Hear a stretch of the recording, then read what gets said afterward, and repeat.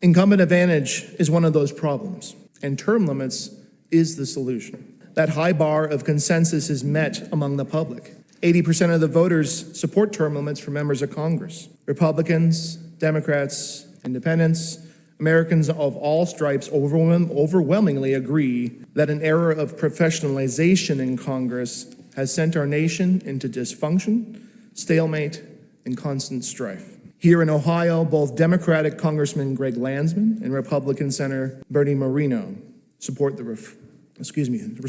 reform. In fact, I've submitted to the committee letters from both of them in support of SJR 6.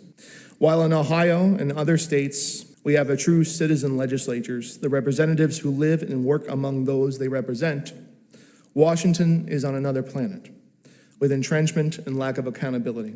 For this reason, Ohio and Washington are like apples and oranges when it comes to incumbency advantage. There are some who have concerns regarding convention, and there are plenty of people in good faith on either side of that debate. I'm here to offer you a third view, which allows us to lay all that debate aside. There cannot, will not, must not be a term limits convention. SJR 6 is a single topic resolution for term limits only, and that topic pertains directly to the livelihoods of all members of Congress.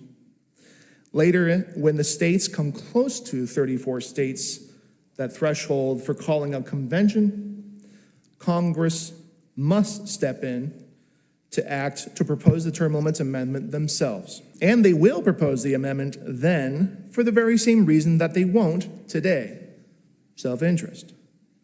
As the framers knew, human nature could not be changed, but checks could be put in place to redirect the vulnerabilities of that nature. An Article 5 convention has never been called because the vast majority of cases, convention calls have been single topic, and the reforms with the most consensus around them had the rocket fuel required to pass enough states to invoke the prodding effect. Congress is prodded into preemptive action, proposing the amendment to stave off a movement by the states to impose the amendment on them. The prodding effect occurred with the 17th, 21st, and 22nd Amendments, among others.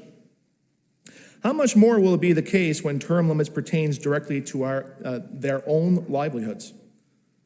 Only a Congress with a professional death wish would let the states do it.